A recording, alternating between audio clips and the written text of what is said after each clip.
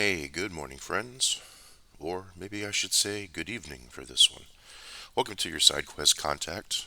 We're going to be continuing our explorations, and today or this evening, we're going to step away from the high fantasy dragons and wizards and armored up soldiers and warriors of D&D and other high fantasy settings, and we're going to take a very perilous step into the world of darkness.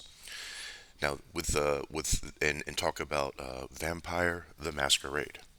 And we're going to kind of go over the same similar process, right? We're going to talk about where it is, what it's about, and then we're going to move into some things I like about it, some things I've used, maybe some things I've changed, and talk about this game.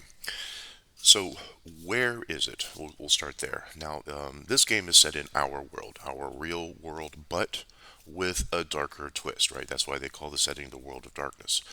It's a world that is our own, but it's a darker reflection, and there are monsters who live in this world, namely vampires. Now, the world of darkness has other types of denizens, other types of creatures that populate this world, but we're not going to be getting into those too much. For example, werewolves. Werewolves are a thing. Wraiths, the trapped spirits of the dead, in certain areas of the world might exist. Um, there are humans who have been touched by a magical spark inside, so they can kind of have, they can have little magical effects they can do. And but we're going to focus on the vampire aspect of it. So this takes place in our world, and you can pick any city you like. Google Maps is very handy for kind of picking a city, and a better option would be to use your home city as the setting, or a city near you, a city that you and your players are familiar with, because that way you can have some instant recognition when you're talking about a location. Oh, it's this storefront off of this street, and your players will likely say, "Oh yeah, I know where that is," and it gives them a real good visual representation while you're narrating and describing what's going on in the scene. So I like to pick a city that's that I'm living in at the time, and kind of focusing and making that. What would this city look like if it were a vampire-like city? Um, so that's where it is, right? This is in our world, and the time is usually modern, right? Whatever 2020s and beyond. You can also set the game further back in time. You can even go back. In previous editions, they had something called Dark Ages Vampire, where this was in medieval Europe, and the lords of castles were actually vampires and such. Some of them, not all of them, but and I've also pondered the idea of running a vampire game kind of like in the Roaring Twenties, when Prohibition's coming around, and the era of Lucky Luciano and Al Capone, and that setting. That would be great for a vampire. Um, and you can you choose whatever setting you want, whatever time you want. So what is it about? Now you're not likely to find the like open battles, giant monsters, that sort of thing that you would find in fantasy role playing games. This game is going to be more about control and manipulation. Combat is a thing, but it's very political, very intrigue based. And combat, like I said, it's a thing, but it's not rare, right? Most vampires, but actually prefer to avoid combat if they can. And the way they express their conflict with other vampires is pitting their mortal agents against each other, their human agents. If I'm a vampire and I have humans that I control, maybe they are, a gang, and another vampire might have humans they control, and maybe those are cops. And so instead of me and that other vampire meeting up and fighting, my agents go against his agents, and we keep it kind of like a Shadow Cold War. Now, there's two big reasons why most vampires, anyway, when I say that, I mean most, why most vampires would avoid combat. Number one, their main supreme law, the Masquerade.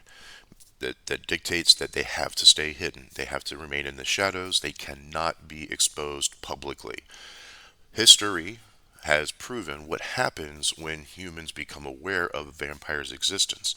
We think back to the Inquisition. There's also maybe government files, secret government files, and they don't want to attract that attention. They don't want to attract religious attention. They don't want to attract government attention. They don't want any of that. So they've enacted this law called the Masquerade, which essentially says keep quiet, don't reveal what you are, or you will die.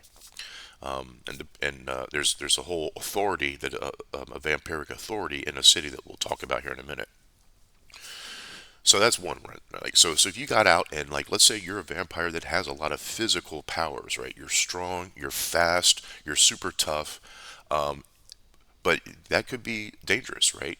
Yeah. So maybe you are strong enough to flip a car by yourself, but what if someone catches that on camera? Maybe you are fast to catch up to a motorcycle, but what if someone catches up that on camera? That sort of thing. You might be tough enough to withstand a volley of gunfire, but again, what if someone caught that on camera?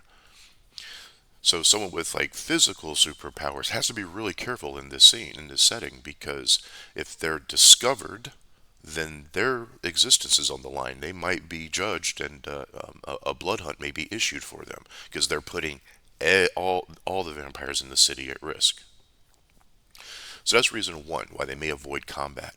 Reason two is we want to think about because it's kind of hard for us because we're mortal beings, but we want to try to put ourselves in the mind of an eternal being. Because as long as the body of a vampire is not physically destroyed, it will continue on indefinitely through eternity. Evil magic powers, powered through, manifested through blood, keep that dead husk of a body moving and animated, and even gives it powers. So think about if a human being, mortal human being, dies at age 50. So if a human being dies at age 50, they're missing out on at max maybe about 40 to 50 more good years of existence, right? But that's tragic, right? There's 40, 50 more years that you can be living and enjoying life.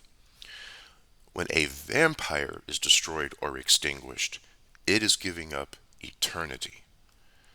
Not just a few more decades of existence, it's giving up eternity. That's a much bigger stake, right? So stepping into a fight where I'm putting my existence, my eternity at risk, it's not something that's taken lightly because there's a lot more at stake. Who knows how long you could go on. Vampires, if there are vampires who have existed for centuries and are still going. So that's what a vampire would be losing if it stepped into a physical fight and lost. So we got those two big reasons. Now, fights can erupt. Fights can happen. There could be combats. There could be shootouts. There could be bar brawls, bank robberies. Cop chases. That's fine, right? That's normal life. But you got to be careful in how you're using your powers when you're dealing with those scenes and those situations. You can't be seen blatantly being superhuman. In other words, you can't be seen being superhuman. So a lot of vampires have powers that are like mind control, emotion control. Some vampires have powers to control animals, with their thoughts. They obey their commands. Those vampires are kind of more successful in vampiric life because their powers are more geared towards being secretive. If a vampire uses its dominate power to tell a human what to do, well, the human may just justify that that's what he wanted to do, he or she wanted to do in the first place. Oh yeah, that's what I was going to do. No worry, there's nothing weird or suspicious about that. A screaming vampire flipping over cars and chasing down cars on foot. That is something else entirely. So that's why we want to keep combat to a minimum, right? Because there's a lot at stake for a vampire if they should lose a physical fight. And if they are seen using powers out in public, that could be another problem. So we try to keep our conflicts towards our mortal, our human servants, and it's a shadow war, a cold war amongst proxies. So how is it going to be set up, right? So if it's, and also the vampires themselves, they're looking to manipulate, control. It's like this. Think of the city as a giant chessboard, and you're moving pieces on that chessboard, and you're trying to gain advantages. You're trying to minimize your opponent's advantages while building on your own advantages before you make any moves and strike. And it's a lot of that with vampire. A lot of positioning your resources. Okay, I want my people here. I'm going to go talk to this guy and try to make this deal. I'm going to go talk to that vampire and try to make that deal.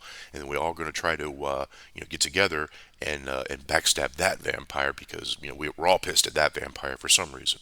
And it's not more of a they all just meet up and go beat up that kill that vampire. It's a big scheme. Now I mentioned the masquerade, right? This law. So if we have a law, that implies that we have a government, right? We have a government that enforces this law. Now we have some factions of vampires, and we're going to talk. We're going to do some service level exploration of some of these factions. Most player characters are going to belong to a faction called the Camarilla or the Camarilla, however you want to pronounce it. And this faction, this is the one that has laid down some of these laws, this like especially the laws of the Masquerade, and this dates back to the first like Inquisition, like maybe the 1500s, back in that time. When people were being burned at the stake in mass, and they were also taking their they were pulling out vampires during that time too, rooting out vampires from their hidden caves or their hidden havens, and destroying them. So they laid down this law: the masquerade, we stay hidden. Now, with the Camarilla, we have a body of government, right? And at the top of this body sits a prince. Now you can give this vampire any title you like: prince, king, queen, whatever. But it's the vampire who's in charge of all the city, right? Now, you see, usually the most powerful vampire, the vampire with the best character sheets, right? The most numbers and the highest numbers on the character sheet, most of the time. But even with a powerful vampire, to assert rule over a whole city, you need support, and that comes in the way of a council called the Primogen Council. And this council is made up of a representative of each of the clans. We'll talk, and we if we look through here, we can kind of see these clans. Bruja. What else we got?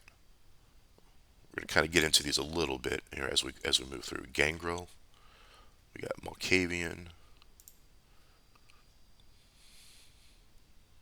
So each of these clans has someone who sits on this Primogen Council, and the prince is also going to be one of these clans.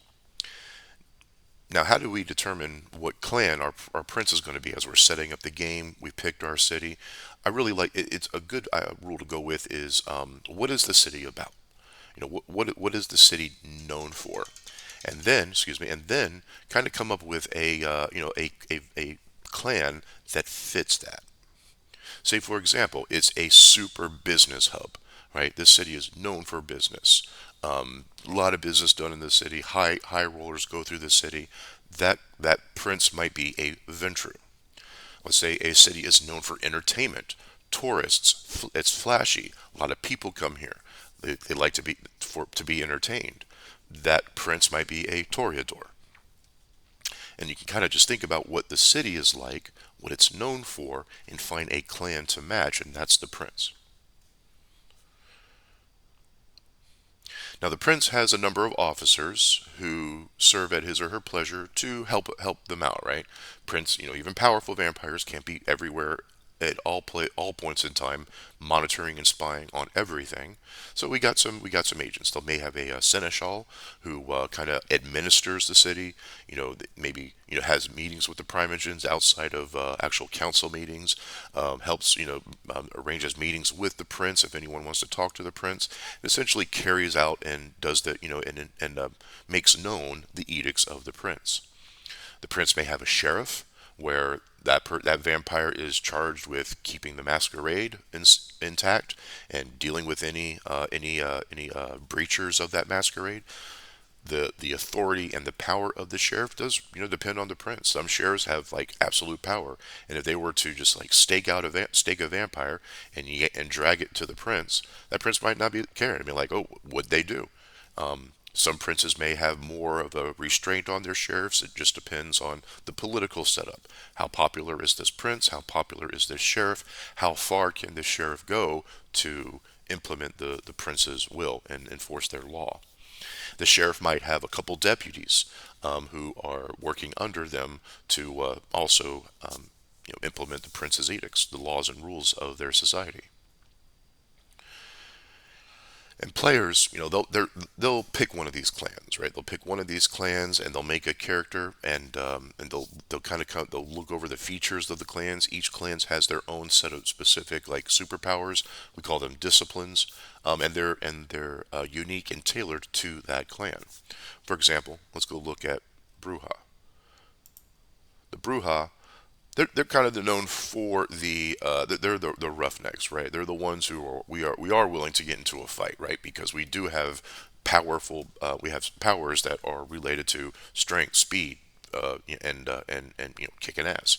So they may be more willing to get into a scrap than other vampires, relying on the fact that they have those powers. But again, they got to be mindful of the masquerade. So we got Bruja, they're the tough punks, the roughnecks, the ones who are willing to get into a scrap. And what are their disciplines? That's their powers. I mean, I know what they are. I just want to find them for you. Here we are. Celerity, which is essentially speed, moving fast. Potence, again, that's strength. And they also have presence. They have this is an ability to influence other people's emotions, make them like you, make them fear you, make them envy you. Kind of you use your vampiric power to pull and play on their emotions.